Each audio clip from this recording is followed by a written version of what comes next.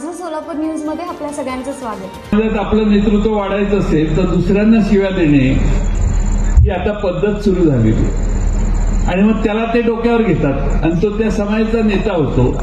हे दुर्दैवाने आपण त्या देशात पाहायला जातो। दुसऱ्यांना शिव्या दिल्या की आपण मोठा होतो हे काही जणांना अजून लक्षात आलेलं नाही की असं होत नाही। दुसऱ्यांना शिव्या देऊन आपली रेषा मोठी केली तरच आपण मोठे होऊ शकतो। दुसऱ्यांना शिव्या देऊन आपण मोठे होऊ शकत नाही ही शिल्लक सगळ्यांनी आणली। आज दुर्दैवाने या देशात जाती जातीत महाराष्ट्रात तर जाती जातीमध्ये द्वेष पसरायला लागलेला आहे। आपण गुण्यागोविंदाने राहणारे यशवंतराव चव्हाणांच्या नेतृत्वाखाली गुण्यागोविंदाने राहत होतो। अनेक ब्राह्मण समाजाचे महाराष्ट्राचे मुख्य सचिव म्हणून काम करणारे अतिशय कर्तबगार असे अधिकारी महाराष्ट्राला या समाजातून आलेले।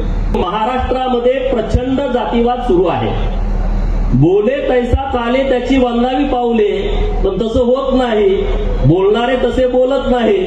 लोका सांगे ब्रह्मज्ञान आणि आपण कोरडा पाषाण, अशा पद्धतीनं महाराष्ट्रामध्ये अनेक नेते मार्गदर्शन करतात। तसं एक मार्गदर्शन मागच्या 10 मिनिटापूर्वी तुम्ही ऐकलं।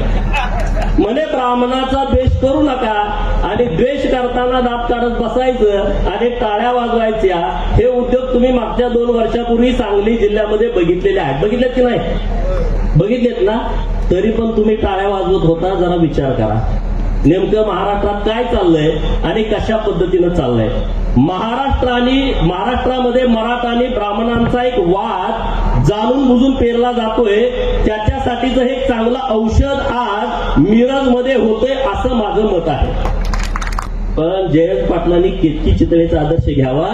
तिनं जी भूमिका मांडली ना तशी भूमिकेवरती ठाम राहावं। नाहीतर 6 महिन्यापूर्वी मुख्यमंत्री आणि आता दारात अशा भूमिका घेऊन राजकारणामध्ये चालत नाही। माझं सोलापूर न्यूज या यूट्यूब चॅनलला सबस्क्राईब करा आणि बेल आयकॉन प्रेस करायला विसरू नका।